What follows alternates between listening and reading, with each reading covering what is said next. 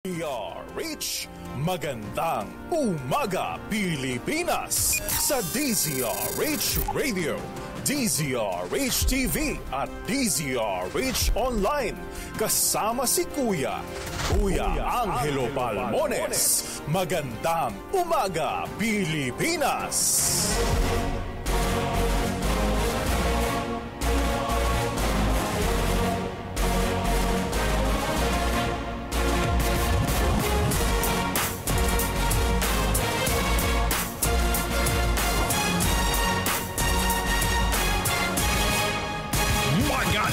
Umaga Pilipinas Headline. Sa ulo ng ating mga balita, Bagyong Leon lumakas pa. Signal number 1 nakataas sa ilang bahagi ng Luzon. Nasa 158 lugar, nasa ilalim ng state of calamity pa rin dahil sa Bagyong Christine. Dating Pangulong Rodrigo Duterte at dating Senadora Laila de Lima maghaharap sa Senado ngayong araw.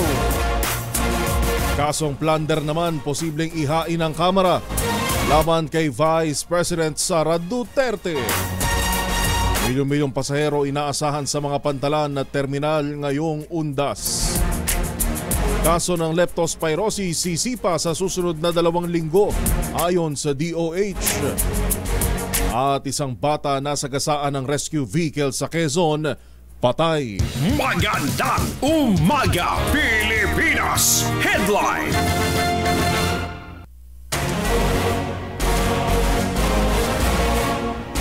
Yan po ang ulo ng ating mga balita ngayong 28 ng buwan ng Oktubre 2024.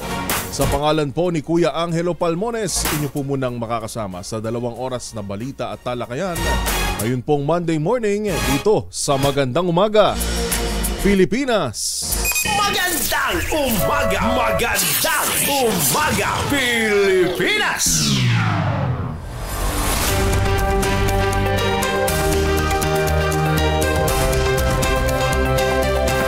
Kasama pa rin po natin ng aksyon na radyo natin stations nationwide at sa 18 relay stations ng DZRH sa Luzon, Visayas at Mindanao. Sa detalye po ng ating mga balita. Bahagyang lumakas pa ang Tropical Storm Leon habang kumikilos pakanluran sa Philippine Sea. Huling namataan ang Bagyong Leon sa layong 750 km o 15 km sa silangan ng Central Luzon. Paglay nito ang lakas ng hangin na umaabot sa 85 km bawat oras malapit sa gitna at pagbugso na umaabot sa 105 km bawat oras. Kumikilos ang bagyo pakanluran sa bilis na 20 km per hour habang nakataas po ngayon ang Tropical Cyclone Wind Signal number 1 sa eastern portion ng mainland Cagayan, eastern portion ng Isabela at northeastern portion ng Catanduanes. Bagamat malayo po sa kalupaan ng Pilipinas, abot ng rain bands ng bagyo sa extreme northern Luzon. Habang ang trough o buntot po nito ay makaaapekto naman sa Visayas, Mindanao at western section ng southern Luzon. Ingat pa rin ho tayo ha. Ganito rin ho yung nabalitaan din natin sa Bagyong Christine. Unang tama nito sa may bandang Bicol region, pero yung trough ho nito nasakop buong Luzon. Base ho sa nakikita natin ditong live satellite forecast o video feed ng Pag-asa dito ho sa Bagyong Leon, may kalakihan pa rin ho ito. Siguro ho mamaya makibalita tayo sa DOST Pag-asa kung parehas ba ng ulan ang inaasahang ibubuhos nitong si Bagyong Leon. Nako, huwag naman ho sana. 10 minuto makalipas ang alas 4, sumampa na sa 80 ang kabuang bilang ng mga nasawi dulot ng paghagupit ng Bagyong Christine. Sa pinakahuling datos ng NDRRMC, 9 sa mga ito ay beripikado na at 71 naman ang kinukumpirma pa. 26 ang patuloy na nawawala at 36 ang nasaktan dahil sa bagyo. Karamihan sa mga nasawi ay mula sa Calabarzon, Region 5, 9, 3 at Region 1. Pamamadali naman ng Office of Civil Defense ang verification o validation ng bilang ng mga nasawi o naapektuhan ng Bagyong Christine.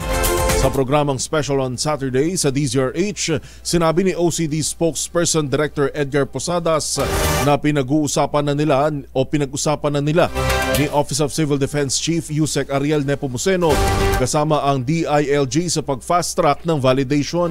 Maliwanag ni Posadas ang lahat ng reported cases ay kinakailangan pa ng police report at death certificate bago isa ilalim sa validation para matukoy kung ang nasawi ay namatay nga dahil sa kalamidad. More or less po, enhanced by fast-tracking yung validation. Pero kino-consider po namin talaga yung reported cases. Kagaya po sa inyo yung 76. Hindi po yan saliwa magiging basis kasi yan po ang reported cases. Yan ang tatrabahuhin po ng MDM system, yung management of the death and the missing, either sa local po, kung hindi na-activate yung regional cluster na yan, para po tingnan kung ito bang pagkamatay na ito, nadulot ba siya dahil sa rumaragasang tubig dahil kay Christine? O tumalon lang ba siya dahil lasing siya or ano? Ang dinig ni OCD spokesperson Director Edgar Posadas. Magandang umaga, Pilipinas! Samantala ho, ating tinitingnan itong live, magkaiba ho kasi yung reported din nang nilalabas din ng NDRRMC doon sa actual count ng kanilang pagbilang doon ho sa death toll. Una naman na ho yung sinabi ng NDRRMC OCD na posible pang tumaas dahil ngayon po nagpapatuloy pa rin tayo doon sa verification at tinitingnan natin itong latest sa NDRRMC doon sa Typhoon Christine. Ang death toll po natin ay sumampa na sa higit 100. Base ho ito sa latest ngayong araw ng death toll sa Bagyong Christine. Buhat po ito sa NDRRMC kung saan ang mga napaulat po na nasawi ay sumampa na sa higit 100 o 110. Habang ang siyampu dito ang validated na. Ang injured naman po ay sugatan ay sumampa na sa 71 habang ang missing ay 42. Marami-rami pa ho ito pero sana itong mga missing mahanap o nasa kanya-kanyang evacuation centers lamang. Magandang umaga, Pilipinas! 13 minuto makalipas po ang alas 4 ng umaga.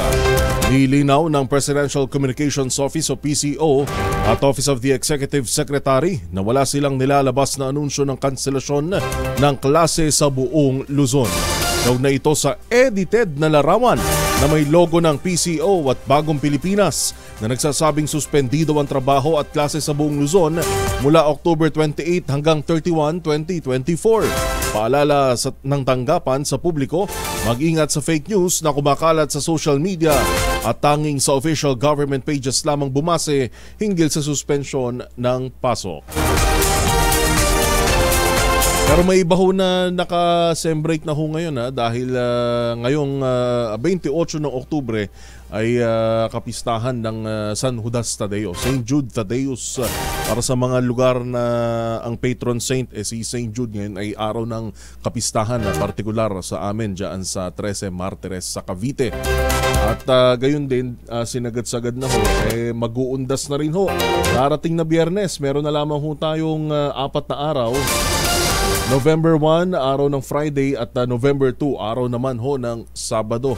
Kaya maya-maya makikibalita rin ho tayo sa ating mga kinauukulan kung okay na bang bumiyahe pabalik ho, paluwas ng lalo na ho sa mga sinalanta ng bagyo, partikular ho sa Bicol Region, Central Luzon at sa marami pa hong lugar, lalo na sa Batangas na magpasa hanggang ngayon ho patuloy pa ring bumabangon. Mag-text po kayo sa aming text line 0919-282-6485 para po magpadala ng inyo pong mga mensahe o kaya naman mga pabate. Kamusta na ho sa inyong mga lugar? Meron pa rin hubang kalat-kalat na putik na iniwan ng Bagyong Christine dulot ng mga pagbaha? 0919-282-6485. Magandang umaga, Pilipinas! Umabot naman sa 158 lugar sa Pilipinas ang isinailalim sa state of calamity bunga ng matinding pinsala ng Bagyong Christine. Ayon kay Executive Director NDRRMC Undersecretary Ariel Nepomuceno, ang Bicol Region ang may pinakamaraming bayan at lungsod na nagdeklara ng state of calamity na umabot sa 78. Pangalawa naman ang Calabarzon at habang nasa state of calamity rin ang Calbayog City sa Samar at ang ilang lugar sa Eastern Samar. Samantala nasa state of calamity na rin ang Daguan City, Magpet, Cotabato, Alfonso Lista sa Ifugao at ang Quezon City. Sa pamamagitan ng pagdedeklara ng state of calamity, magagamit ang pondo sa Quick Response Fund upang mapabilis ang pagbibigay ng ayuda sa mga nangangailangang residente na labis na naapektuhan ng kalamidad.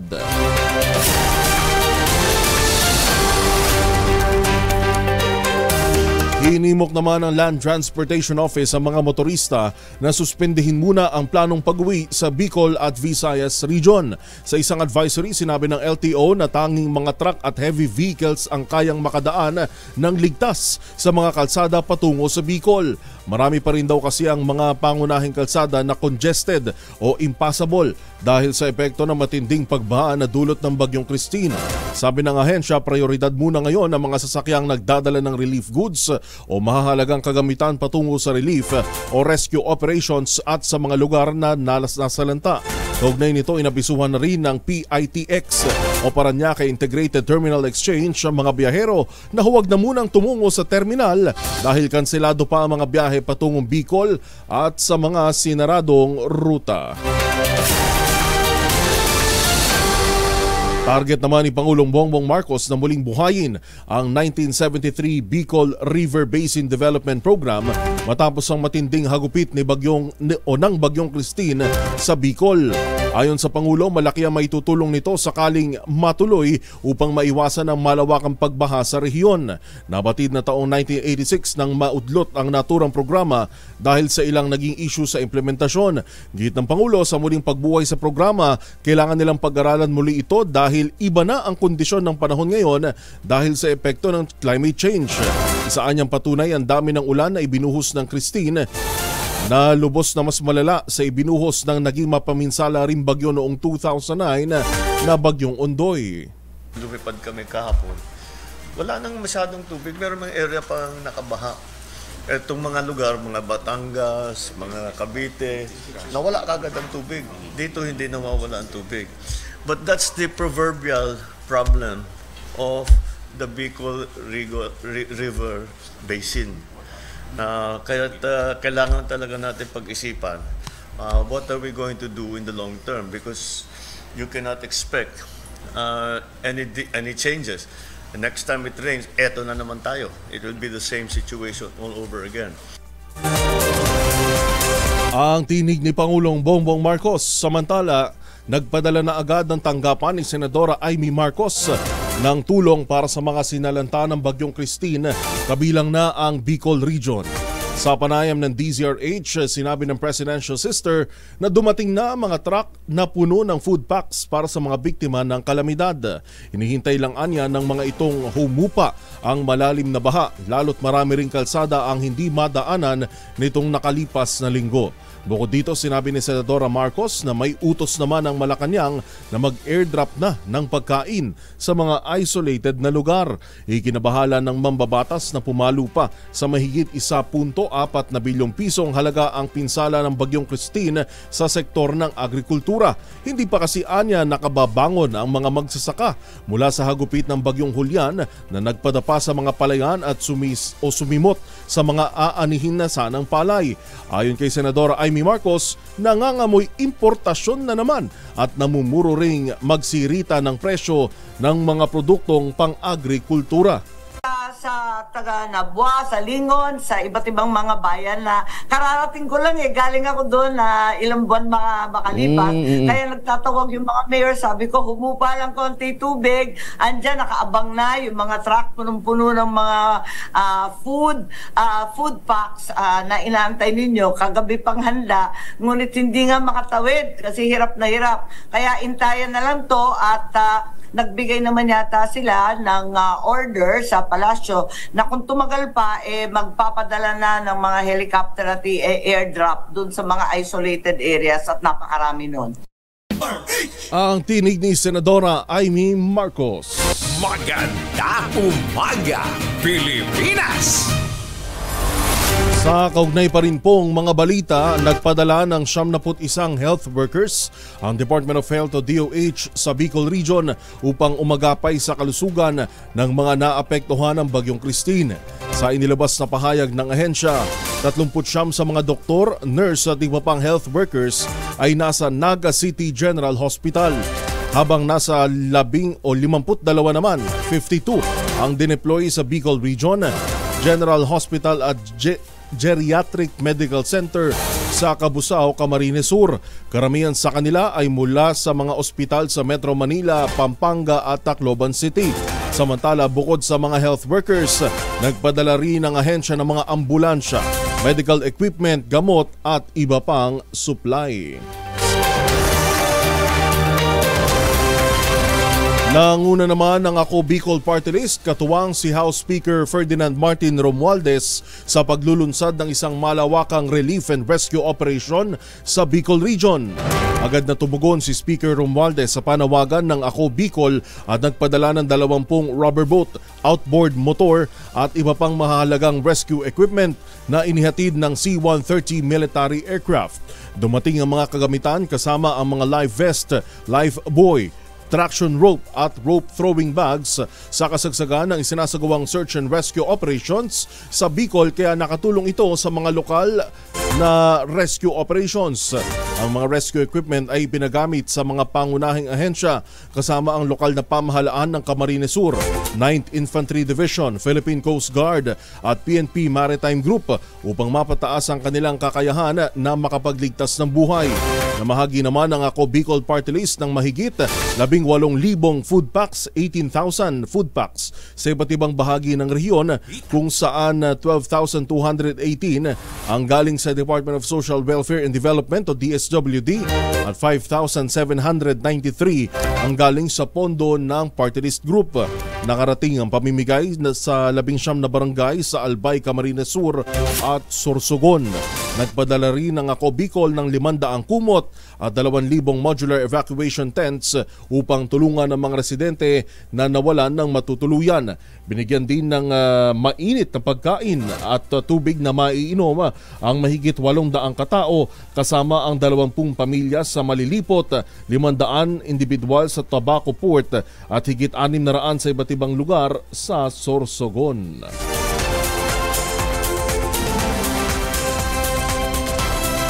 Alas 4:23 ng umaga, naabot ng DZRH Operation Tulong ang Minalabak sa Camarines Sur na 4 na araw ng lubog sa baha matapos manalasa ang Bagyong Christine. Sa report ni RH52 Edniel Parosa, sinabi ni Barangay Captain Jesse Castañeda, isa sa mga punong barangay na dinayo ng mga bakwit, ngayon pa lang sila naabot ng tulong mula nang humagupit ang bagyo.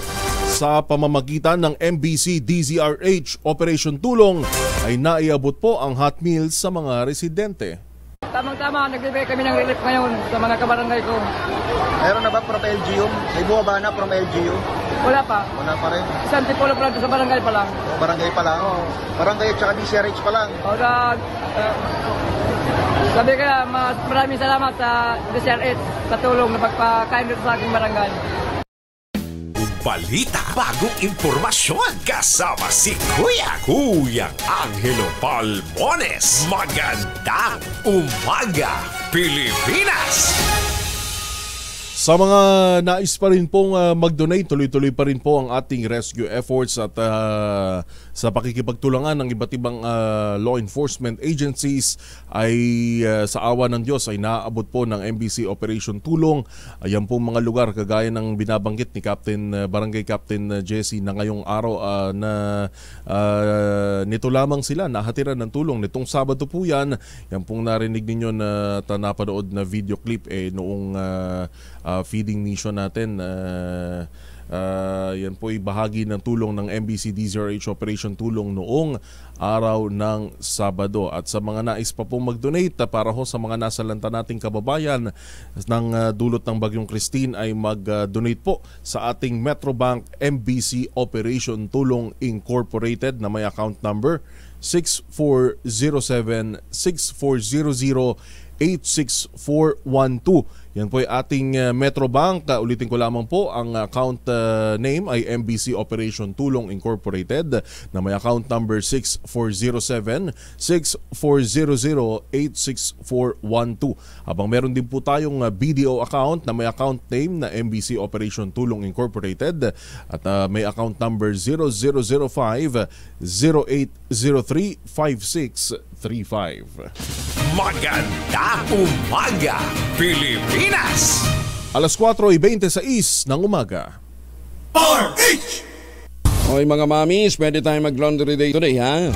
Kunoto ka ba kapag makapit, madikit at malupit ang mantsa?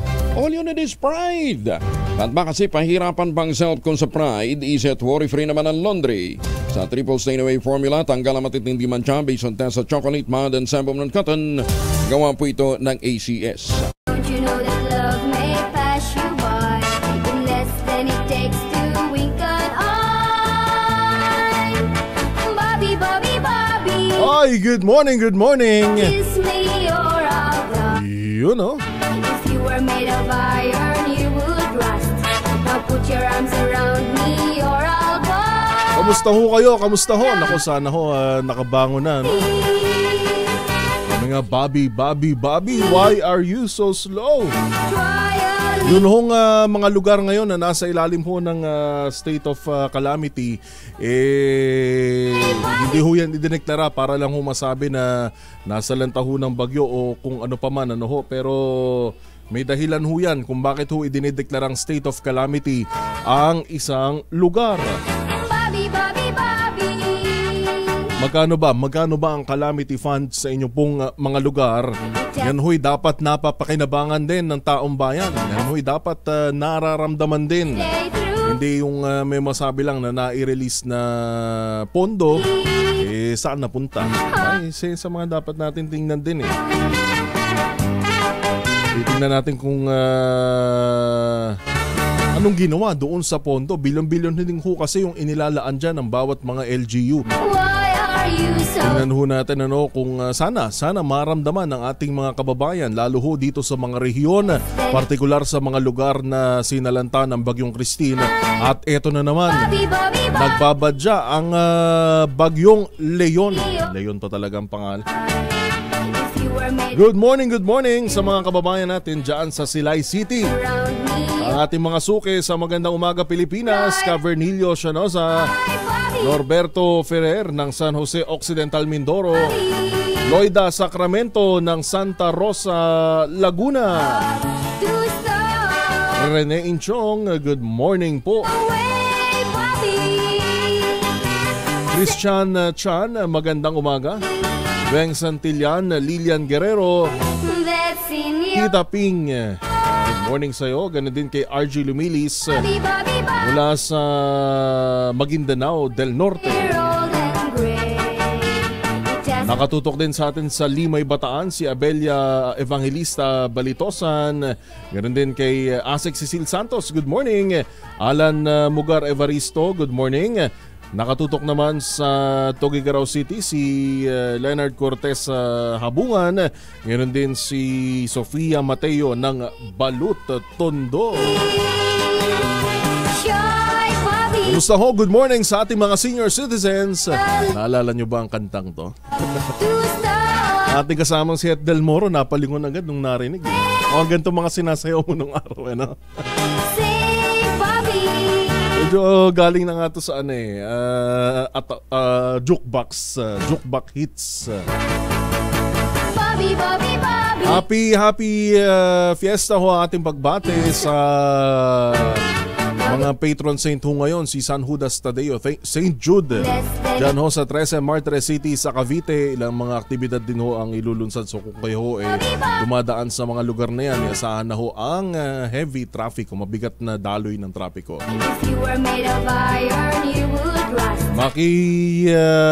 Balita ho tayo, balitaan nyo ho kami kung kamusta po sa inyong lugar 0919-282-6485. Mag-text ho kayo, mag-comment live sa ating DZRH News Facebook page. Yan po ang Magandang Umaga Pilipinas live streaming. Gayun din po sa ating YouTube channel, DZRH News Television. Richard Alvarado, good morning. Rafael Mohar ng Polangi, Albay, good morning. Gayun din kay Chris ng Orani, Bataan. Magandang umaga po. Ay, ganoon din binabati natin ang ating inaanak na si Hayden Cale. Good morning kay Mommy at Daddy na kahapon ay bininyagan. Oras po natin alas 4:35 ng umaga. Bagong balita, bagong impormasyon. Kasama si Kuyang Angelo Palmones. Magandang umaga, Pilipinas! Sa ating din mga suki, Jamie Tan ng Negros Occidental, Grace Taboy ng General Trias Cavite at kay Sean Baluyot. Good morning! Magandang umaga, Pilipinas! Sa iba pa ho nating mga balita, umabot na sa mahigit 2 bilyong piso ang pinsalang idinulot ng Bagyong Christine sa sektor ng agrikultura at infrastruktura sa bansa. Sa pinakauling datos ng NDRRMC, kabuuang higit 1.4 milyong piso ang pinsala nito sa agrikultura habang halos 1 bilyon o halos 1 bilyon na to, 994 million sa mga halaga ng pinsala sa infrastruktura. Sa kasalukuyan, halos 220 kalsada pa rin ang hindi madaanan at 40 tulay. Mula ang mga ito sa Regions 1, 2, 3, Mimaropa, Regions 5, 6, 8, 9, 12, BARM at Cordillera Administrative Region. Namahagi naman si Pangulong Bongbong Marcos ng 80 milyong pisong tulong pinansyal sa mga binagyong lokal na pamahalaan sa Albay at Naga City. 50 million pesos ang ibinigay ng Office of the President kay Acting Albay Governor Glenda Ong Bongao at 30 million pesos naman kay Naga City Mayor Nelson Legacion. Ayon kay Pangulong Marcos, magdaragdag din ng gobyerno ng medical manpower sa Bicol Region na pinakanapuruhan ng kalamidad. Una nang idineploy ng Philippine Air Force ang Bell 412 Presidential Helicopter kahapon upang magdala ng relief supply sa mga sinalanta ng Bagyong Christine.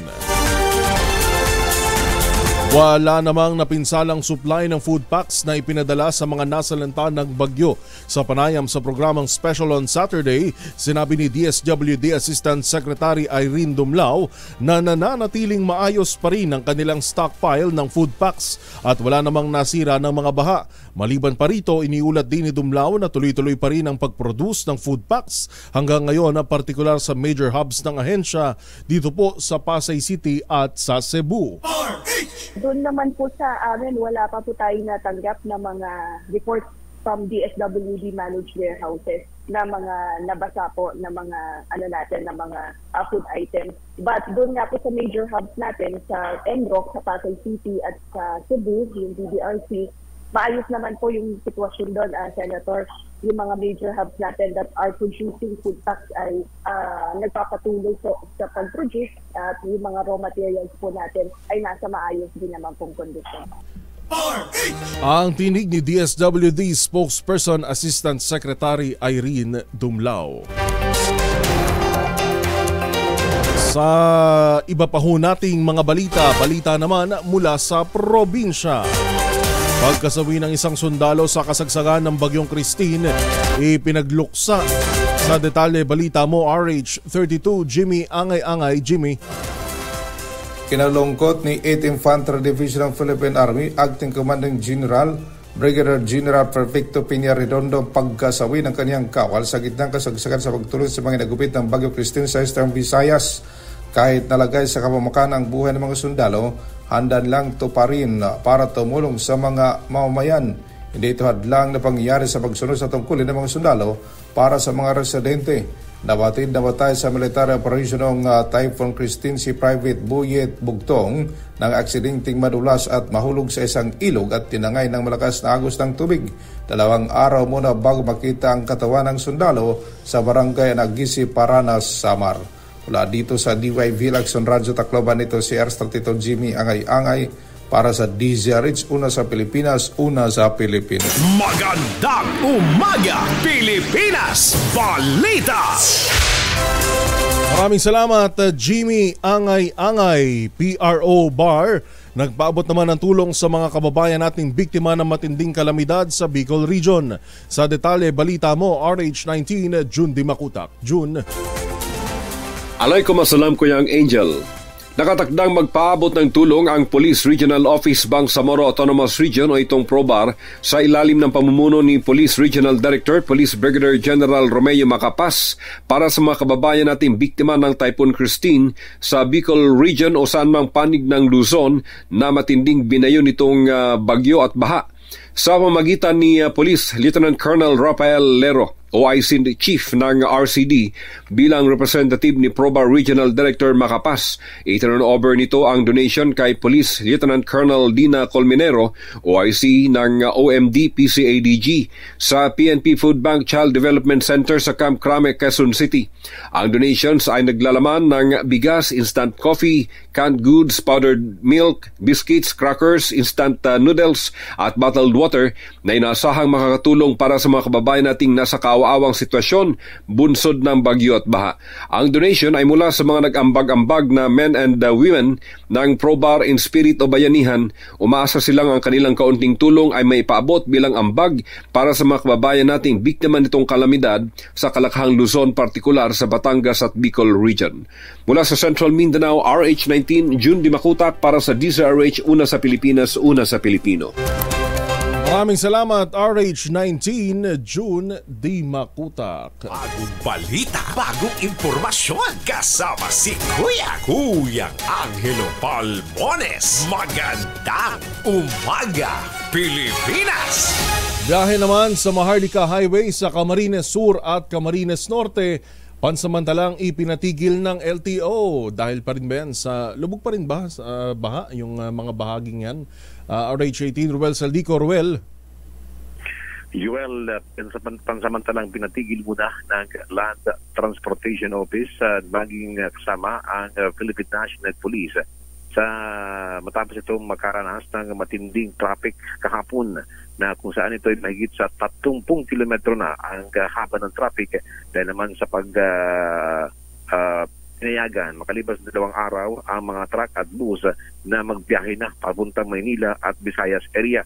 Ayon naman sa Land Transportation Office na pinatigil nila pansamantala dahil ayusin na muna ang daloy ng trapiko dahil nga sa napakahaba na trapiko at hindi pa maayos ang patuloy-tuloy na pagbiyahe na kung saan ay apektado rin ang mga bawat bayan, ang mga motorista.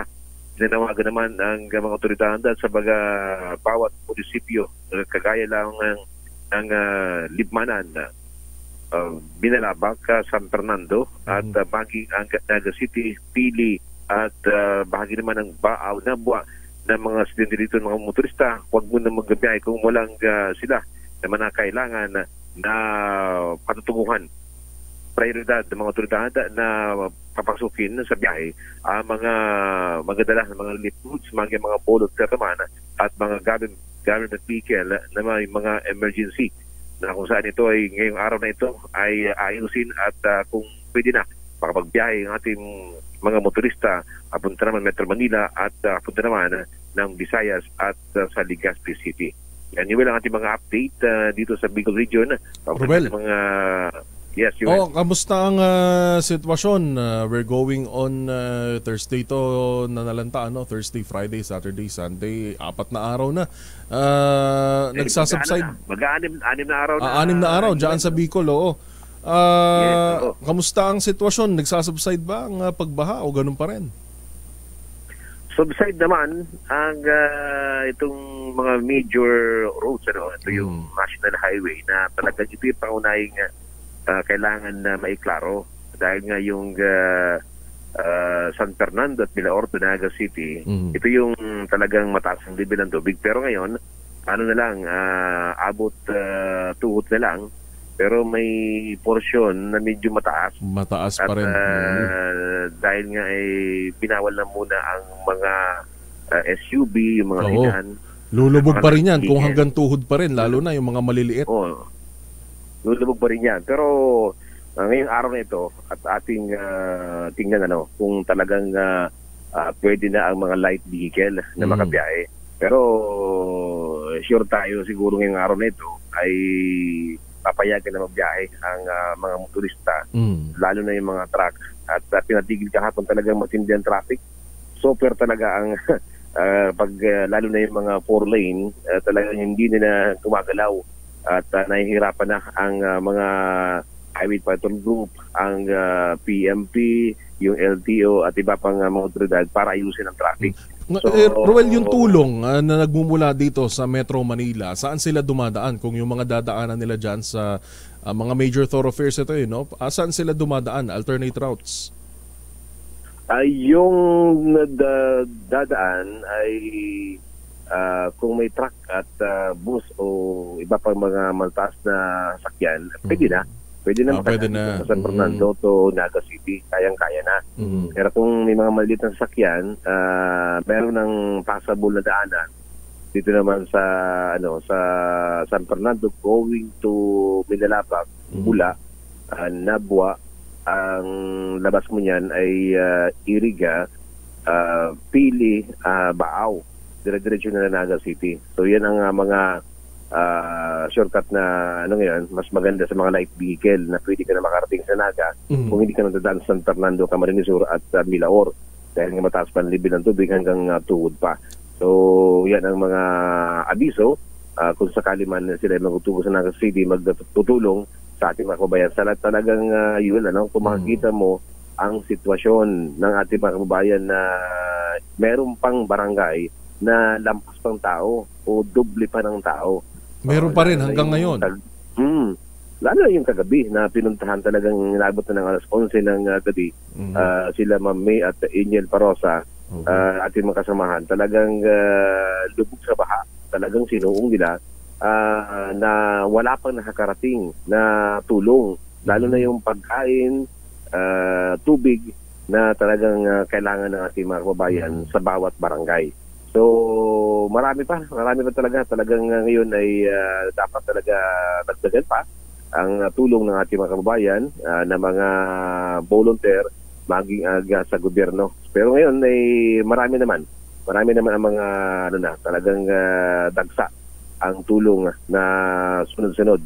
Ang clearing operation, kailangan dito yung mga heavy equipment ng bawat bayan, lalo na sa Naga City, talagang super grabe ang dumi na iniwan nitong si Bagyong Christine.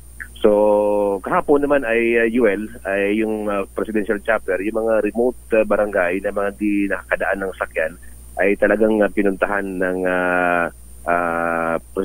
ng chapter ng presidente upang magbigay ng mga tulong, lalo na yung mga pagkain. So yan ang tuloy-tuloy na pag-iikot naman ng ating mga kasamahan o mga kinaukulan ng PNP, Philippine Army, Air Force, OCD at iba pang mga ahensya ng pamahalaan na tumutugon sa pagtulong sa ating mga kababayan. So yun, yan ating mga update from time to time, tayo pagpadala ng mga report mula dito sa Naga City sa Bicol Region. Ito si RH18 Roel Saldico, una sa Pilipinas, una sa Pilipino. Maraming salamat, RH18 Roel Saldico. Maganda umaga, Pilipinas! Karagdagang higit 60 tauhan naman ng Philippine National Police idineploy sa Bicol Region para pa rin po umalalay sa mga nasalanta ng Bagyong Christine. RH25 Grace Ansano. Grace, good morning. Good morning. Maaga pa lang nung Sabado ay abala na ang tropa ng PNP dito sa Region 3. Nasa 62 PNP na bihasa sa search, rescue at retrieval operation. Sila ang sasabak para tumulong sa humanitarian assistance sa mga residenteng matinding tinamaan ng hagupit na bagyong si Christine sa Bicol Region. Bit-bit nila ang mga relief goods sa tulong ng Regional Command at ng hanay ng kapulisan sa pamagitan ng bayanihan. Ayon nga sa direktor ng PNP dito sa Region 3 na si Brigadier General Rodrigo Maranan, ito'y bahagi ng kanilang sinumpaang tungkulin na tumulong sa ating mga kababayan sa gitna ng mga kalamidad bilang kaisa ng National Disaster Risk Reduction and Management Council sa pagtataguyod sa ating mga kababayan sa gitna ng kalamidad. Ito si RH25, Grace Vera Sansano ng DZRH. Una sa Pilipinas, una sa Pilipino. Maganda umaga, Pilipinas! Maraming salamat, Grace. Maganda umaga po. Sana maabutan din ng tulong ang nasa Balyog Salog, DCDR Zone 7 sa Minalabak. Sa Minalabak mula kay Salvacion Grobat. Samantala dyan naman daw sa bayan ng Katubig, Northern Samar, maambon at malakas ang hangin. Mamaya makibalita ho tayo sa DOST Pag-asa sa kalagayan ng ating panahon. Ang ating pong oras, 10 minuto bago alas 5 ng umaga. Pag-uwi galing ng trabaho, abay dahil yan sa germs sa katawan nila para labanan ng amoy araw at amoy pawis, gumamit ang Shield Bath Soap regularly. Unbeatable ang Shield sa paglaban sa germs versus another brand. May shea butter na pampalambot ang kuti sa presyong abot kaya $12.50 SRP. Kaya mga misis, rekomendado po ng Philippine Nurses Association ang Shield Bath Soap. Mga misis, ay challenge nyo, subukan ng Shield Bath Soap. Galit sa sakit, may malasakit, sulit na sulit. RH!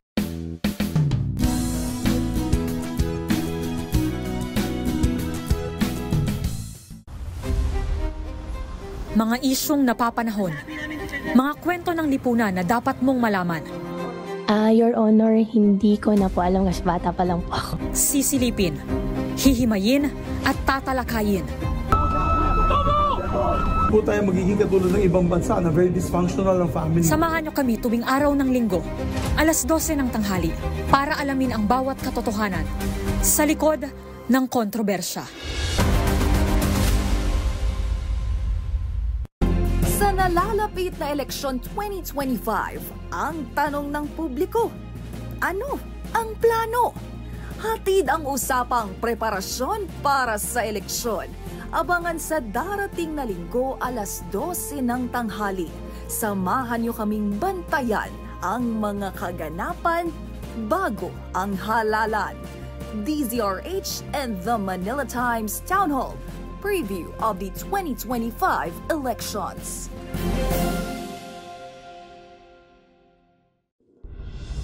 Tuloy-tuloy ang pagtulong, tuloy-tuloy ang pagseserbisyo at tuloy-tuloy ang balitaan kasama si May Binauhan sa Operation Tulong mula Lunes hanggang Biyernes.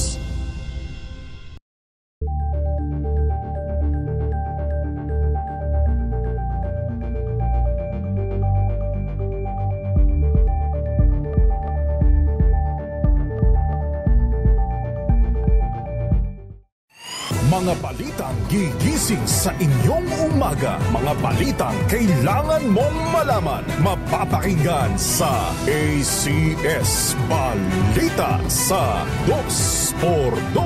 Kasama sina Anthony Taberna at Jerry Baha.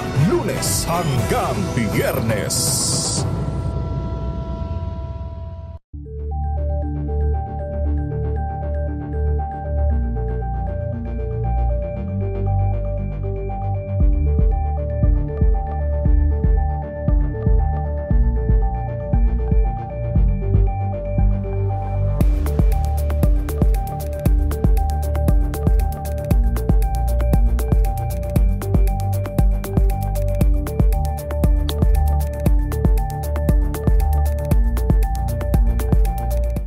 Tambalang Anthony Taberna at Jerry Baha ang gigising sa inyong umaga dahil lalatay ang humahagupit na diskusyon at komentaryo Lunes hanggang Biyernes sa 2x2.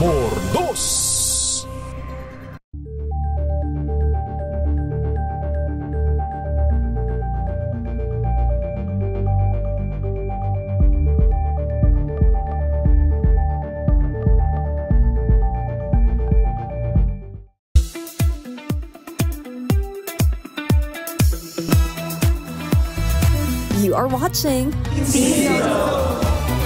Ang access pass sa concerts and fan meets of your favorite stars.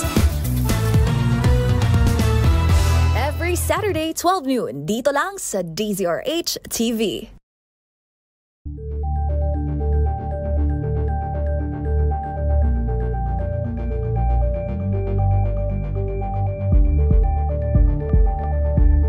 Balik-balita po tayo, banggaan ng dalawang motorsiklo.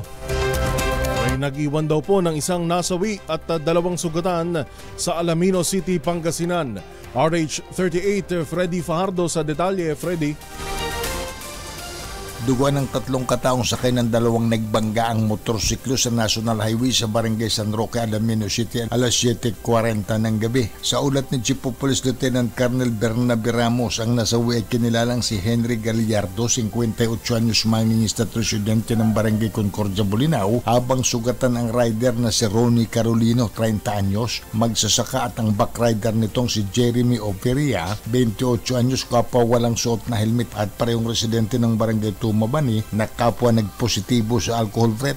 Nabatid na umano'y pumasok sa linya ni Gallardo ang dalawa dahilan ng kanilang head-on collision. Agad na itakbong tatlo sa Western District Hospital sa Alaminos City, subalit idineklarang dead on arrival na ng attending physician na si Dr. Jonathan Estrada si Gallardo, habang inoobserbahan pa ngayon ang lagay ng dalawa. Ito si Freddy Fajardo, Aristarte, taguulat para sa DZRH, una sa Pilipinas, una sa Pilipino. Maraming salamat, Freddy. Mag-ama naman natimbog sa bypass operation sa Baguio City. 3 milyong pisong halaga ng high-grade marijuana na kumpiska. Sa detalye, RH41, Lakay Romy Gonzales. Lakay Romy. Natimbog ang bagawang drug personality sa ikinasang bypass operation ng mga otoridad sa Burnham Park, Baguio City. Ang dalawang natiklo ay residente sa Cayapabacon, Benguet. Ang ama ay 50 anyos, samantalang 15 anyos naman ang kanyang anak. Nakumpiska sa kanila ang 2 kilo ng high-grade marijuana o cars na nakabalot sa itim na plastic sachet at may standard drug price na 3 milyong piso. Nasamsam din ng mga operating troops ang ibang non-drug evidences at 1 piraso ng genuine 500 peso bill na nakapatong sa 119 na piraso ng pekeng 500 peso bill. Inamin ng 50 anyos na suspect na kaya nila nagawa ang naturang illegal na hanap buhay ay dahil tumigil ito sa kanyang trabaho sa construction dahil nagkasakit siya. Ang minor de edad na anak niya ay nasa pangangalaga ng Baguio City Social Welfare and Development Office. Samantalang nasa custody naman ng PNP Drug Enforcement Group Special Operations Unit Cordillera ang 50 anyos na suspect. Sasampahan na magama ng kasong paglabag sa Section 21 ng Republic Act 9165 o Comprehensive Dangerous Drugs Act of 2002. Ito si RH41 Romy Gonzales para sa DZRH. Una sa Pilipinas, una sa Pilipino. Maraming salamat, Lakay Romy Gonzales, sa iba pa nating mga balita. 3 minuto po bago mag-alas 5, nabunutan ng tinik sa dibdib ang komadrona party list nang makawala na ang Pilipinas sa nangungunang bansa na may pinakamaraming bata na hindi bakunado. Batay sa World Health Organization o WHO at United Nations Children's Fund, sinabi ng first nominee ng grupo na si Attorney o ng partido na si Attorney Arnel Gubalya na wala na ang bansa sa top 5 nations kung saan na pag-uusapan ang unvaccinated na mga chikiting. Mula raw kasi 2020 hanggang 2022, pang-5 ang Pilipinas sa listahan sa dami ng mga zero-dose children na nasa 1 milyon. Nakiisa ang komadrona party list sa WHO at UNICEF sa pagpuri sa matagumpay na school-based immunization program ng Department of Health at Department of Education. Target din itong mabakunahan ng 4.8 bilyong bata mula sa tigdas, rubella, tetanus, diphtheria at human papilloma virus. Pero nanawagan si Attorney Gubalya sa mga concerned agency na palakasin pa ang pagbabakuna sa mga bata laban sa polio.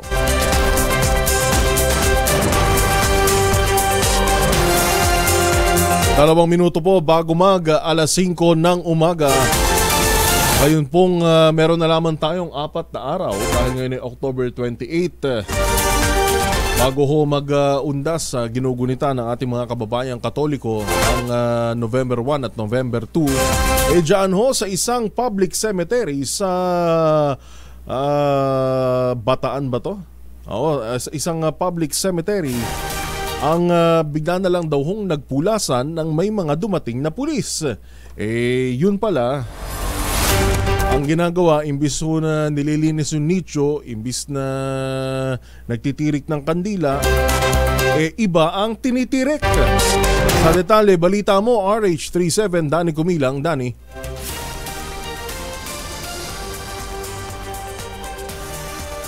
Isang arestado sa naganap na patsesyon sa public cemetery habang ang mga kasama nito ay mabilis na nagpulasan nang makita ang mga dumating na pulis sa lugar sa Barangay Bagong Bayan, Bagak, Bataan, 11:30 ng gabi. Ayon sa report ni Bagak Chief of Police Police Captain Roger Piseño, nakatanggap ang kanyang tanggapan ng tawag mula sa isang concerned citizen na may nagaganap umano na patsesyon ng droga sa nasabing public cemetery kahit na umaambot sa lugar.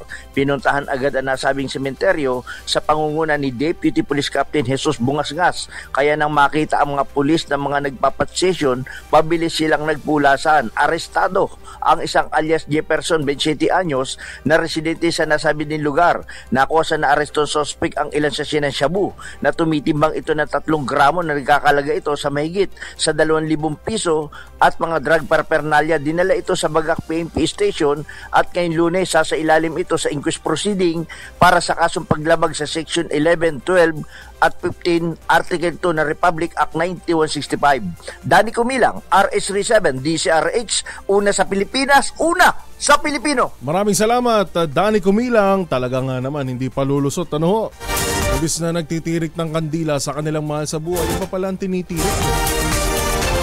Humihit-hit ho pala, nagpapat-session dyan ho sa Bataan. Bagong balita, bagong impormasyon, kasama si Kuyang Angelo Palmones. Magandang umaga, Pilipinas! 1 minuto po, makalipas ang 5:00. DZRH, magandang umaga, Pilipinas! Sa DZRH Radio, DZRH TV at DZRH Online. Kasama si Kuya Angelo Palmones. Magandang umaga, Pilipinas!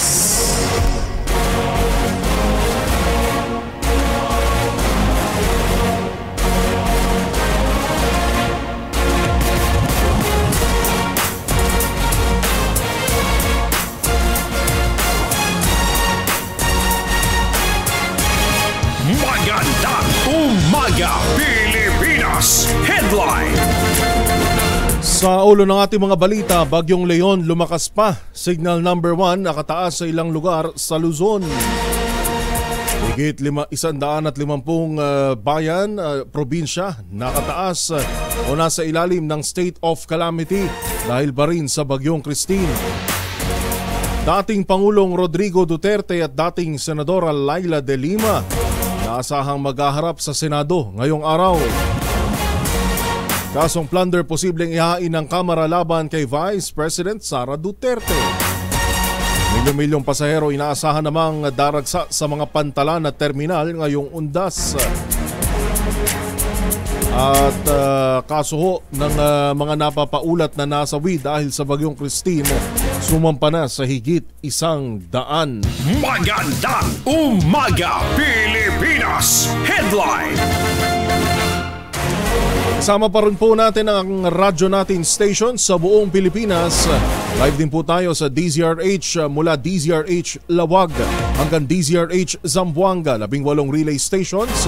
Kaya din po sa DZRH TV, higit 1,000 cable operators.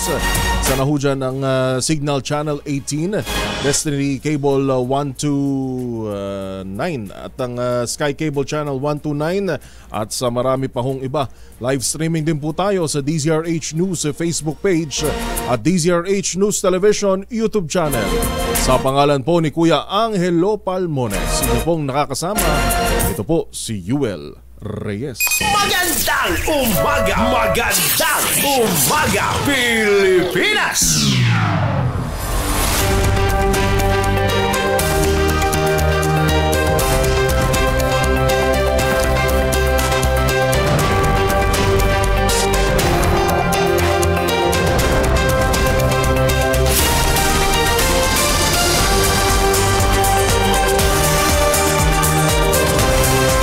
Sa detalye ho ng ating mga balita, umabot pa sa 116 ang mga napaulat na nasawi dahil sa bagyong Christine. Sa pinakahuling ulat ng National Disaster Risk Reduction and Management Council, siyam po dyan ay validated na. Habang nananatiling missing o nawawala ang nasa 39 katao, isa rin po dyan ang validated na. Habang sugatan naman ang 71 individual. 4 na minuto makalipas po ang alas 5 ng umaga. Sasalubong sa mga motorista bukas, araw ng Martes, ang dagdag bawas sa presyo ng mga produktong petrolyo. Ayon kay Assistant Director Rodela Romero ng Oil Industry Management Bureau, posibleng maglaro sa 20 centavos ang rollback o kaya naman ay 20 centavos na taas presyo sa kada litro ng gasolina. Maaari rin ang 10 centavos na tapyas presyo o 30 centavos na increase sa kada litro ng diesel at 20 centavos hanggang 30 centavos na taas presyo naman sa kada litro ng kerosene. Sinabi ni Romero na itutulak ang taas presyo ng tumaas na demand sa South Korea at pinangangambahang epekto ng pagganti ng Iran sa Israel. Habang resulta naman ng rollback ng huminang demand sa China at Amerika, tumaas sa US stocks sa langis at nagpapatuloy na usapang tigil putukan sa gitnang silangan. Samantala, sa pagtaya naman po ng kumpanyang Unioil Petroleum, may aasahan daw po tayo na dagdag na po ito, hindi na rollback o increase, dahil ang sinasabi ho ng Department of Energy Oil Industry Management Bureau, posibleng mag-rollback at posible rin naman tumaas. Pero base ho sa fuel forecast ng kumpanyang Unioil, yan po ay mag-i-increase ng 10 centavos hanggang 20 centavos sa kada litro ng diesel.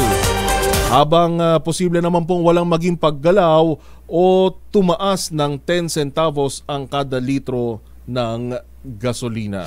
Magandang umaga, Pilipinas! Inaasahan namang maghaharap ngayong araw sina dating Pangulong Rodrigo Duterte at dating Senadora Laila De Lima sa Senado. Ito ay matapos imbitahan ng Senate Blue Ribbon Committee sina Duterte at De Lima sa isasagawang motu proprio inquiry hinggil sa war on drugs ng Duterte administration. Una nang tiniyak ng kampo ni De Lima na sisipot siya sa pagdinig. Inaabangan naman kung dadalo sa pagdinig ngayong araw si dating Pangulong Rodrigo Duterte. Magugunitang isa si De Lima sa ipinakulong ng Administrasyong Duterte at isinangkot sa ilegal na droga pero napatunayang walang kasalanan. Una namang tiniyak ni Senate Minority Leader Aquilino Pimentel III na tuloy ang investigasyon kahit pa hindi dumalo si Duterte. Sa kaugnay na balita, inaasahang dadalo si dating Pangulong Digong sa unang araw ng investigasyon ng Senate Blue Ribbon Committee kaugnay ng war on drugs ng kanyang administrasyon. Kinumpirma ito ng kanyang unang PNP chief noon na si Senator Ronald Bato de la Rosa. Samantala, posibleng magkaroon ng face-off sina dating PRRD kay Senator De Lima matapos kumpirmahin sa media advisory ng mamamayang liberal na kinaaniban ng dating senadora ang kanya ring pagdalo sa hearing. Magugunitang si De Lima ay nagsilbing chairperson din ng Commission on Human Rights noon at naging kritiko ng mayor pa ng Davao si Pangulong Digong. Sa panahon ng panunungkulan ni dating Pangulong Duterte, naaresto si De Lima matapos akusahang nasa likod ng illegal drug syndicate.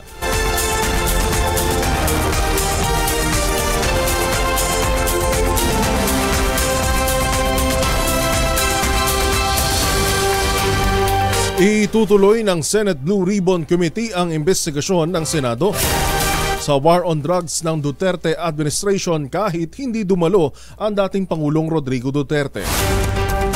Ayon kay Senate Minority Leader Coco Pimentel na siyang mamumuno sa investigasyon, marami ang inimbitahan nilang resource person at witness sa pagdinig, kaya pumunta man o hindi si Digong ay magpapatuloy po ang hearing. Sabi ni Pimentel, target nilang magsagawa ng 3 hanggang 4 na pagdinig hinggil sa Duterte drug war at inaasahang matatapos ito bago matapos ang taon.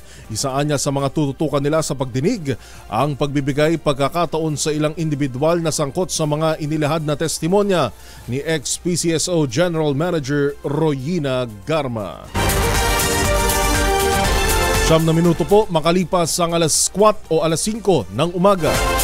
Inamin ni dating PCSO General Manager Royina Garma na maging siya mismo ay nakatanggap ng pabuya mula sa sinasabing reward system sa mga pulis noong Duterte War on Drugs.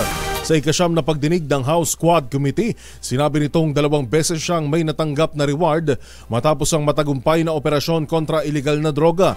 Kabilang narito ang natanggap niyang 20,000 pesos nung siya ang station commander sa Sasa, Davao City, kung saan isang sospek ang nabaril at kalaunan ay namatay sa ospital, pati na rin ang namatay na isang pusher sa gasolinahan.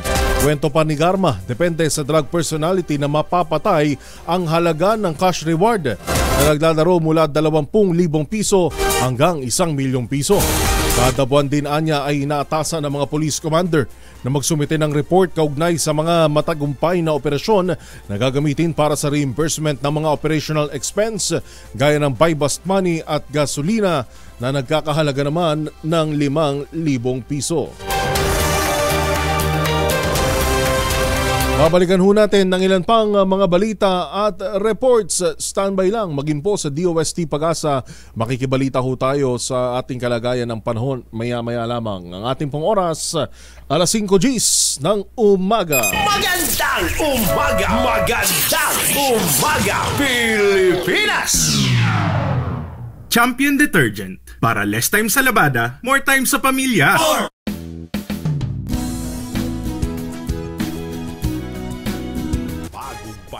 Bagong impormasyon kasama si Kuyang Angelo Palmones. Magandang umaga, Pilipinas!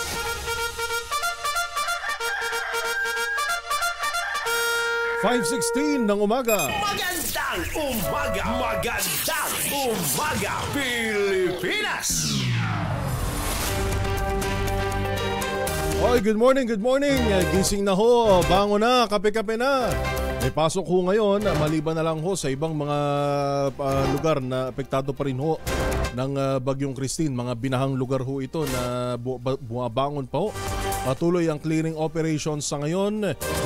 Ilang lugar po walang pasok pa rin, pero kung buong Luzon ang usapan, walang deklarasyon ng ganyan. Samantala, makibalita na tayo sa DOST Pag-asa. Nasaan na si Bagyong Leon? Asahan na ba natin ang pag-uulan dito sa Metro Manila? Miss Grace Castañeda ng DOST Pag-asa. Miss Grace, magandang umaga po. Yes, magandang umaga din po sa ating lahat. Update nga po dito sa minomonitor natin na si Bagyong Leon. Napanatili pa rin po nito yung lakas nito at bahagya pong bumagal yung pagkilos nito dito sa may karagatan silangan ng Luzon at huli po itong namataan sa layong 840 kilometers east of Central Luzon. Taglay po nito yung lakas ng hangin na 85 kilometers per hour malapit sa sentro at bugso ng hangin na umaabot sa 105 kilometers per hour.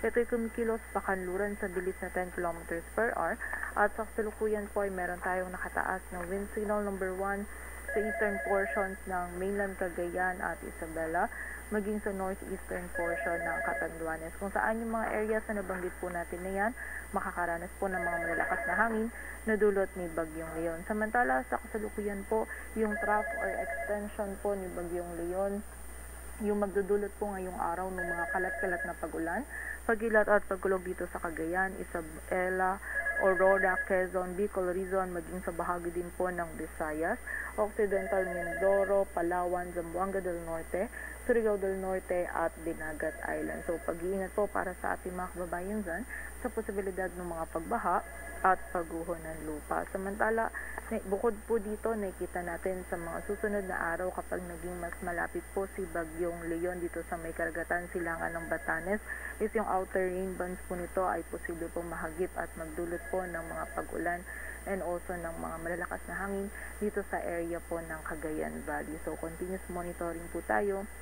And also nakita din po natin ayon sa ating latest forecast rock analysis, in the next 12 hours ay patuloy pong kikilos pakanluran si Bagyong Leon at hindi rin po natin inaalis yung possibility na mas maging pakanluran pa po yung pagkilos nito, kung saan nga po muli po na possible po itong lumapit pa dito sa may area ng Batanes by Wednesday or Thursday, kung saan dyan nga po yung mga outer rain bands po nito, yung magdudulot ng mga malalakas na pag-ulan and also ng mga mga malalakas na hangin din po dito sa may area ng Cagayan Valley. So muli po, continuous monitoring tayo at patuloy na magantabay sa updates na ipapalabas ng Pag-asa. Samantala, ngayong araw po dito sa Metro Manila, maging sa nalalabing bahagi pa ng ating bansa, meron po tayong mararanasan lamang ng mga isolated o yung mga biglaang pag-ulan. Dulot po yan ng mga localized thunderstorm. Ito po muna. Miss Grace, bagamat panorte, panorte itong tinatahak ni Bagyong Leon, ibig sabihin ba magiging maulan ang ating paparating na undas dahil medyo may kalakihan yung dulo na ito?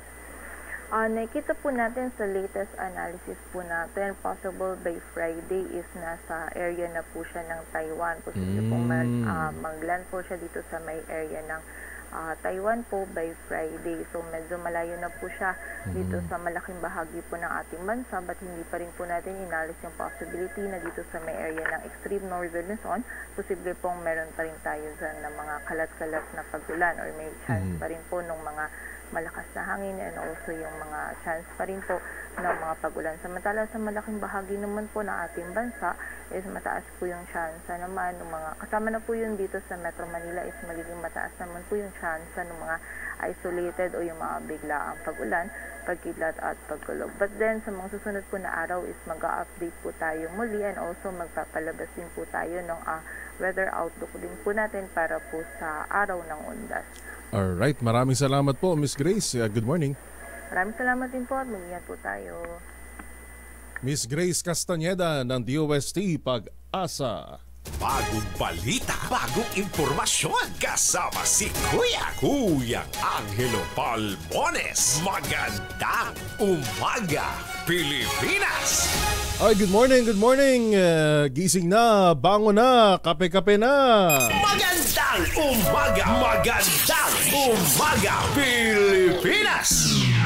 Nestor De Los Santos, good morning. And din kay Zohan Floren Condia, Leido Ilagan. At syempre nakatutok din sa atin mula naman sa General Trias sa Cavite, si Sir Arnold Estareja. Good morning, Sir Arnold. Ito ang Education Program Supervisor in Filipino ng DepEd tayo, General Trias. At binabati na rin natin ang ating mga kaguruan dyan po sa DepEd General Trias sa Cavite. 5:22 ng umaga. Sa iba pa nating mga balita, tinitingnan ngayon ng House Committee on Good Government and Public Accountability ang posibleng pagrekomenda ng paghahain ng plunder case laban kay Vice President Sara Duterte. Ito raw ay kung mabigo si VP Inday na maipaliwanag ng maayos kung paano ginamit ang 112.5 milyong pisong confidential funds na ipina-encash nito bilang cash advances noong siya'y kalihim ng Department of Education. Pagdiriin ni Senior Deputy Speaker Aurelio Dong Gonzales Jr., mahalaga ang transparency sa paggamit ng pondo, lalo't peraan niya ito ng taong bayan. Sa nagdaang pagdinig ng Kamara, kinuwestiyon ni Gonzales kung bakit winidraw ang nasabing pondo sa pamamagitan ng tatlong magkakahiwalay na tseke na bawat isa ay nagkakahalaga ng 37.5 million pesos.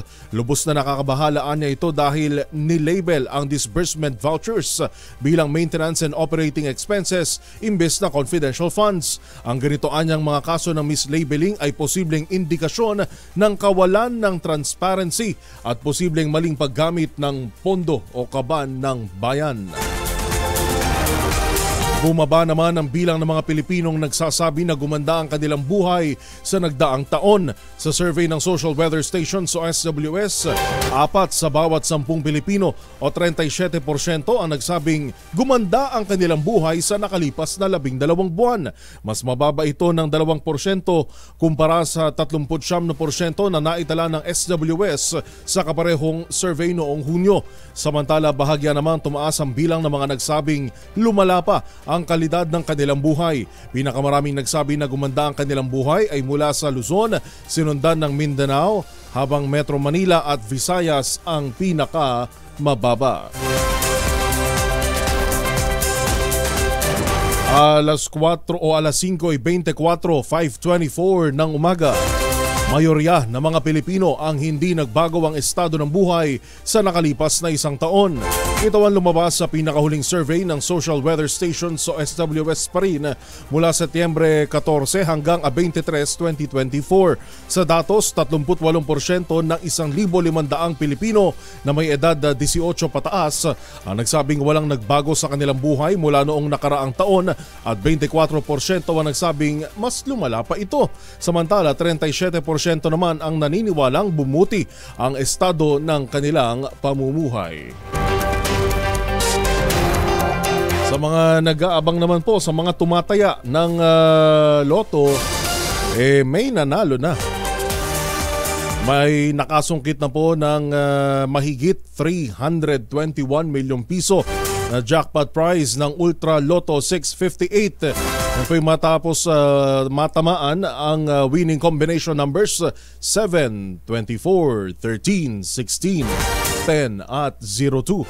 Samantala, wala pa rin nananalo sa Super Lotto 649 na may jackpot prize naman na 15.8 million pesos.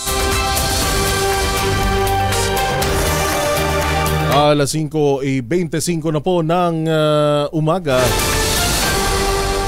Babalikan ho natin ang ilan pang mga balita at reports. Standby lang. Samantala, atin pa rin pong pinaplag kagaya ng nabanggit ni RH18 Ruel Saldico kanina, yun hong ating Operation Tabang Bicol.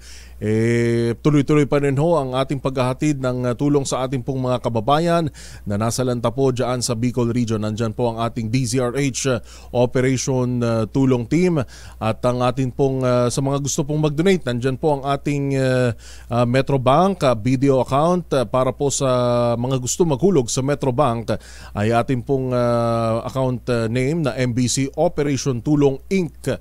na may account number 6400-8400-86412. Habang kung kayo naman po ay may video account ay maaari kayo maghulog sa MBC Operation Tulong Inc. na may account number 0005-0803-5635. Magandang umaga, Pilipinas! Alas 5:26 ng umaga. Magandang umaga, Pilipinas!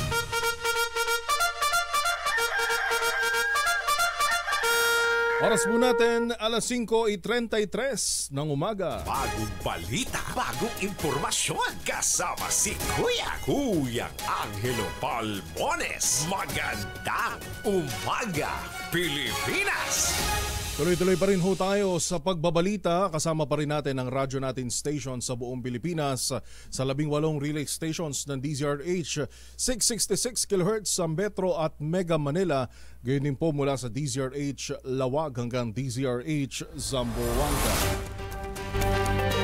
Oras po natin alas 5:34 sa iba pa nating mga balita. Napinsala ng Bagyong Christine ang kabuang 28,000 kabahayan sa iba't ibang rehiyon sa bansa. Sa tala ng NDRRMC, 26,000 sa mga ito ay bahagyang nasira at kabuang 2,000 naman ang lubusang napinsala. Pinakamarami ang mga nasirang bahay sa Regions 5, sumunod ang Region 6, 8, 1, Mimaropa, Region 10, Cordillera Region, Region 3, Caraga, Region 9 at BARM.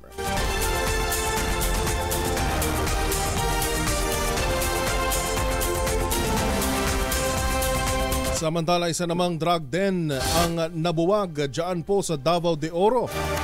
4 na high-value target na aresto. Sa buong detalye, June Suter ng Aksyon Radyo Davao. June.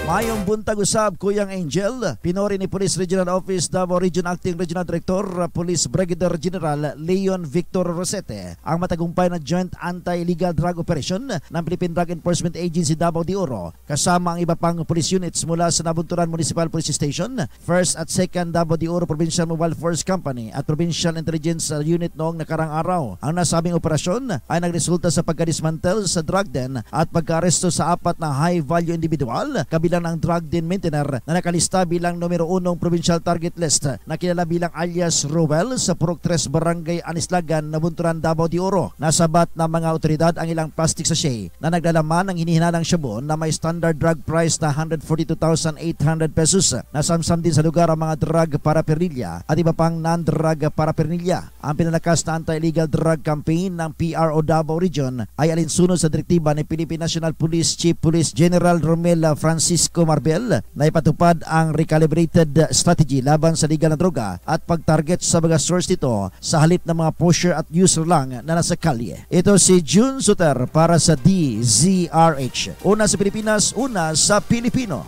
Maraming salamat, June. Samantala, isa namang lalaking wanted sa kasong panggagahasa ang naaresto po dyan sa Navotas. RH23 Edwin Duque sa detalye. Edwin.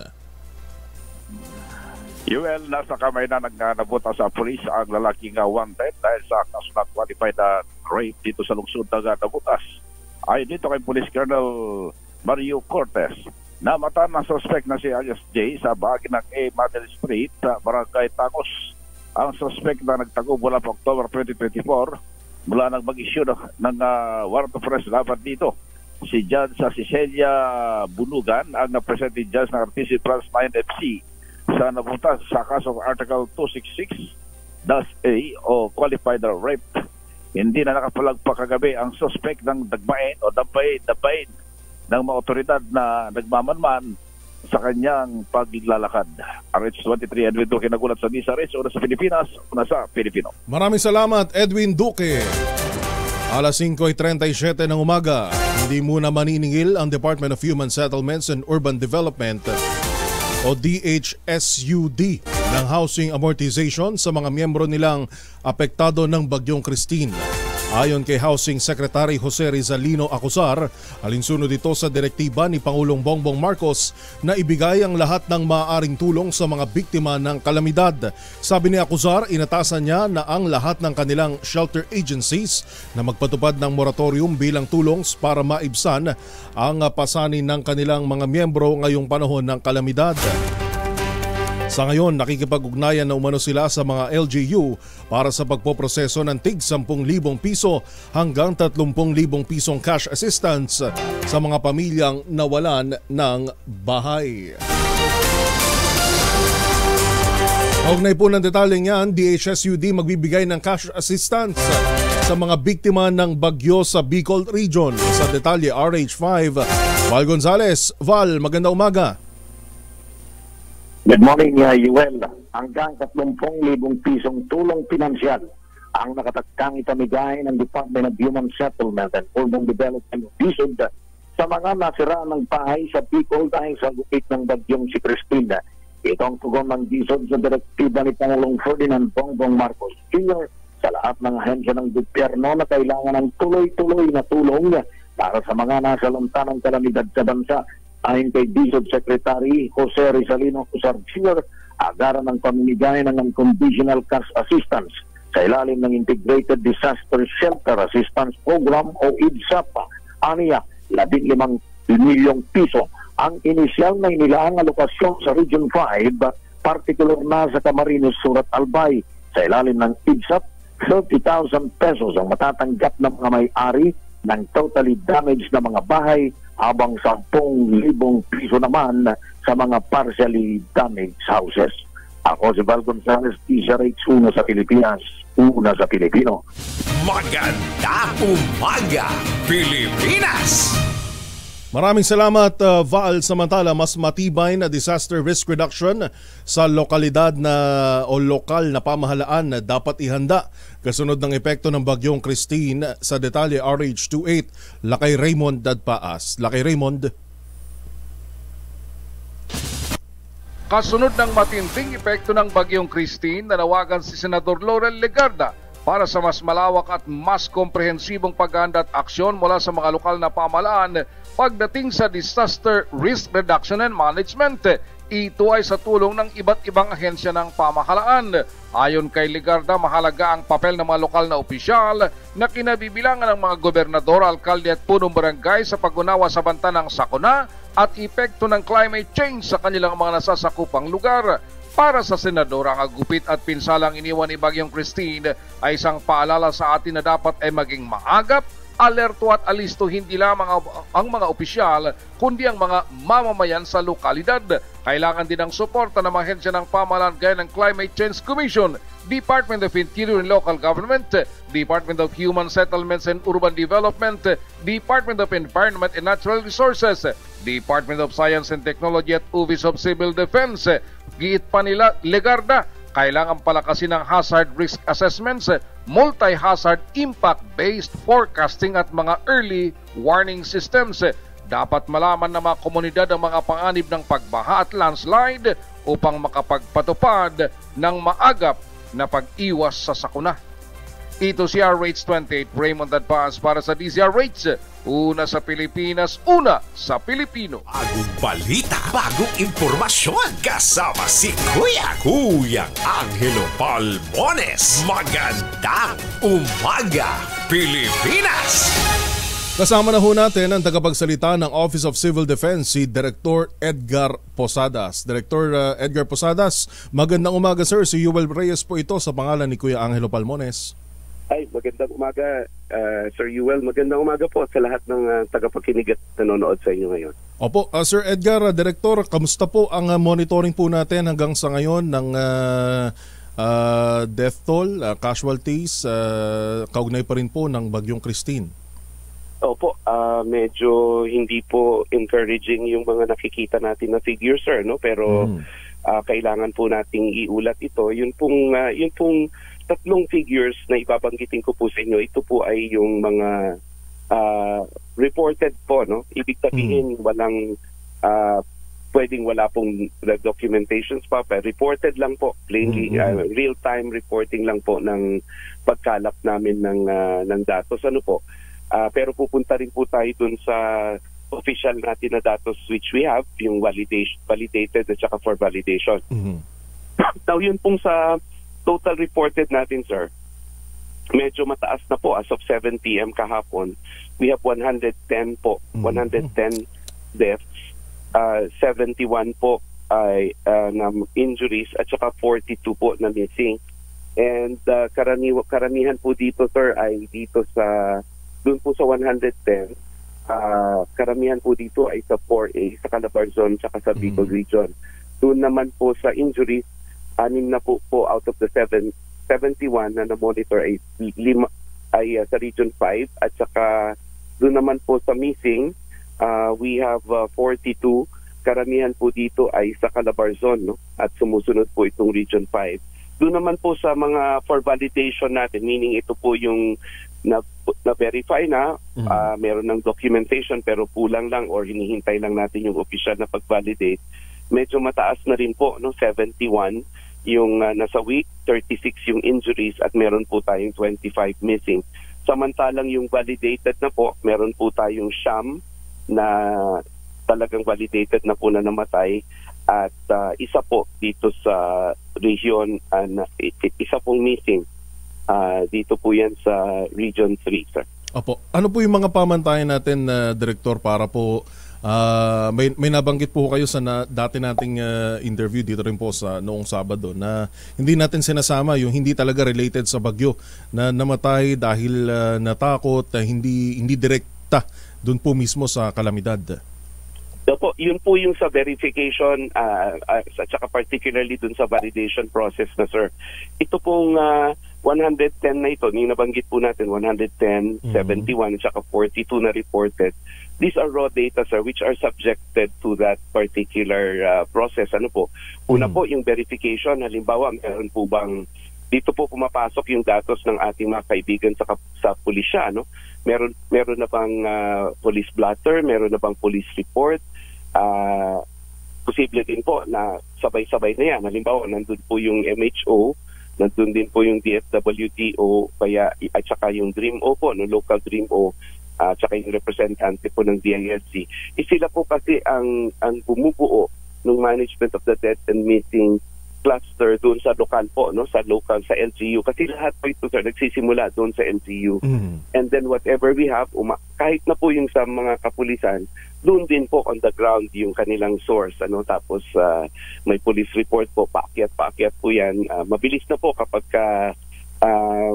paakyat lang po sa region yan, and then the regional our regional council through OCD reports that to our with the DILG, of course, and that is being reported to the central office para po ma-note po natin, ma-document natin. So yun po yung proseso noon, sir. Opo. May nabanggit din po kayo noon, Director, na pamamadalin, ifa-fast track natin ng matukoy kaagad kung ilan yung casualties per region. Sa paanong paraan po natin to ifa-fast track, sir? Doon po ba sa process na meron po ba tayo mga iba-bypass na doon sa ating normal procedures? Wala naman po, pero kasi we would like as much as possible. Kasi ngayon, sir, kasi ang kagaya ko example, yung under normal circumstances, dapat by 48 hours kung walang problema, meron na dapat death certificate. Ang problema lang po ngayon, sir, you have to consider, hindi nga po normal yung sitwasyon. Kagaya po sa Bicol, sa Batangas. Halimbawa lang po, kung natabunan yung municipal hall, nabahaan yung municipal hall, wala yung mga records, yung mga ganun pong konsiderasyon, Pero under normal circumstances po, kung pwede sana, at saka kung wala pong masyadong komplikasyon, we would like as much as possible sana na matapos yung the whole process, may akyat dito, ma-declare natin as validated in siguro po 2 weeks, Kaya nga lang po ngayon, gano'n na po, mag-iisang linggo na po tayo, pero tayo po ay in some areas nagre-rescue pa po, At fina-fast track po natin lahat ng mga pagdadala ng tulong, simultaneous po ito doon sa pag-rescue ng mga tao, At at the same time po, yung mga areas po na kailangan hard to reach, kailangan maipadala din doon yung tulong, mag-clear ng mga debris po. At saka isa pa po, siyempre pinaghahandaan din po natin itong epekto ni Leon at saka ng posible pong pag-U-turn nito ni Christina para papabalik po dito sa ating Philippine Area of Responsibility. Opo, last na lamang, Director, kamusta po yung ating pakikipag-ugnayan sa DPWH? Kaugnay naman po doon sa meron po ba tayong mga major thoroughfares or major roads na hindi pa rin po madaanan dahil nabagsakan ng puno? Basically po, ang problema natin sa ngayon una ay yung mga paghupa pa po ng baha. They were there during the meeting po. Kahapon po ay linggo, nung Sabado po ng gabi, nandun po sila at patuloy naman po silang nagre-report nung mga ginagawa nilang efforts. Kasi yan din po ang pag-uutos ng ating Pangulo. Once na humupa na yung bahawi, clear all the roads, priority yan so that ma-bombard natin, maipadala natin talaga lahat yung tulong na kinakailangan, augmentation, but no let up po, marami po itong areas pero we concentrate on these areas like Bicol and then ito pong Calabarzon. Of course, we do not forget yung paghahanda po sa north, kasi nga po dito sa mga weather conditions. At ang isang maganda dito, Yuel, habang hindi natin hinintay o hindi natin inaasahan muna ngayon yung talagang efficiency of the roads kasi mahaba ang traffic. Kahapon nakakita na ako may advisory na ang LTO na nakikiusap sila dun sa mga non-essential travels to the south papunta dyan sa Bicol region, kung pwede paliban muna nila kasi napakahirap talaga, so that mapauna muna natin ma-open natin yung humanitarian corridor na yun, ma-prioritize natin yung mga sasakyan na nagdadala ng mga tulong, yung mga tulong ng gobyerno, pagkain, tubig, gamot, family packs, hygiene kits. Ito yung mga essential na mga kailangan. And then at the same time, yung isa pa rin, yung fuel. Pinag-usapan din namin yan nung Sabado ng gabi sa isang pagpupulong. Ipa-prioritize yan sa tulong na rin ng ating mga kapulisan para i-guide yung mga sasakyan na ito, i-open yung possible routes na para madaanan nila ng mabilis. And so with the local government units doon sa area para mas mabilis nating mailagay ito, meron tayong mga staging areas doon sa Bicol, and from there they would be, ang term nga, shepherded, they would be shepherded to specific areas where they are needed. Pero ang namin dito, Yuel, patuloy yung ating yung paggamit ng ating air assets ng Philippine Air Force at katuwang na rin, we are very thankful to our ASEAN neighbors, to Singapore, to Malaysia, and to Brunei for sending additional assets, no, para tuloy-tuloy itong mapadala natin. Lagari talaga. And then yung isa may nagpadala ng heavy airlift helicopter, yung isa naman nagpadala ng C-130, no, para talagang i-augment yung available resources natin. We ferry them sa mga major airports sa Bicol, no, like sa Naga and hello. Yes po, go ahead, Director. Opo. Sa Naga and sa Bicol International sa Daraga, and from there nililipad natin yan dun sa mga munisipyo para mai-distribute nila yung mga kaukulang augmentation na ito para dun sa ating mga kababayan. Our priority is really to take out our kababayans from harm's way. Madala natin sila sa safer areas kung meron man, kasi at least hindi na kasing dami nung dati ito. At para mabigyan sila ng ma-examine sila, mabigyan sila ng karampatang serbisyo, and at the same time tuloy-tuloy yung ating relief operations, UL. Alright, maraming salamat po sa update, Director Edgar Posadas, at sana itong papalapit na Bagyong Leon, hindi na natin pinag-uusapan yung ganito kalawak, karami na death toll na nangyari sa Bagyong Christine.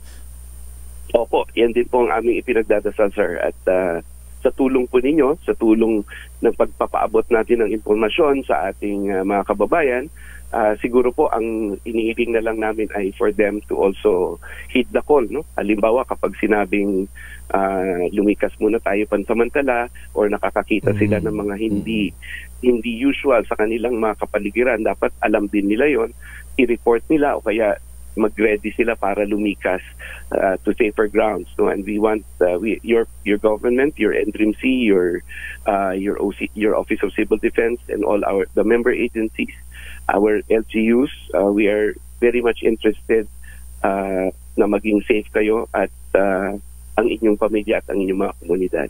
Director Edgar Posadas, tagapagsalita ng OCD NDRRMC, maraming salamat, sir, at magandang umaga po. Magandang umaga, sir. Maraming salamat po. Magandang umaga, Pilipinas! 7 minuto bago alas 6 ng umaga. Magandang umaga, Pilipinas! Nagba-birthday pala nung isang araw si Ma'am Apple Rabino ng MCDEES. Ma'am Apple, na lagi rin nakatutok sa atin ito sa Magandang Umaga Pilipinas. Belated happy birthday. Presyo naman ng ilang Highland vegetables tumaas na matapos manalasa ang Bagyong Christine. RH15, Giselle Ricafort. Giselle. Yuel, ramdam na ng mga mamimili ang pagsipa ng presyo ng ilang Highland vegetable matapos manalasa ang Bagyong Christine. Dito sa Maricaban Public Market sa Pasay City, 260 pesos lang minahal na kada kilo ng bell pepper mula sa 200 lamang kahapon. Mahal din sa 450 pesos ang kada kilo ng broccoli, 200 ang carrots mula sa 180 pesos ang kada kilo, 140 pesos naman yung repolyo mula sa 130 pesos. Tumaas din sa 160 pesos ang kada kilo ng Baguio beans, 180 pesos naman ang Pechay Baguio mula sa 150 pesos ang kada kilo, habang 60 pesos na yung sayote mula sa 65 pesos kahapon. Nagmahal din ang presyo ng iba pang gulay dito sa pamilihan, kagaya ng talong na 130 pesos na ang kada kilo mula sa 110 pesos lang noon. Ang sitaw naman 140 pesos, habang yung kamatis muling sumipa sa 190 pesos mula sa 180 pesos kada kilo, habang nagkapako naman sa 180 ang kada kilo ng luya. Isinisi ito ng mga vendor sa mga naapektuhan daw na taniman ng gulay dahil sa nakalipas na Bagyong Christine. Ito si Giselle Ricafort para sa DZRH, una sa Pilipinas, una sa Pilipino. Maraming salamat, RH15, Giselle Ricafort. Walang inilaang pondo ang Kongreso para bigyan ng reward ang mga pulis na pumatay ng drug suspect. Ayon kay Santa Rosa City Representative Dan Fernandez, Chairman ng House Committee on Public Order and Safety, bagamat naglaan ang mga nakaraang Kongreso para sa pagpapatupad ng war on drugs ni dating Pangulong Rodrigo Duterte, walang inilaan para gantimpalaan ng pamahalaan ng mga pulis at vigilante na nasa likod ng extrajudicial killings. Iginit ni Kong Dan Fernandez na ang pondo na inilaan ng mga nakaraang kongreso sa War on Drugs campaign ay para matugunan ang problema kaugnay ng ilegal na droga at mabawasan ang krimen at hindi para gumawa ng mga hakbang na labag sa batas. Magandang umaga, Pilipinas!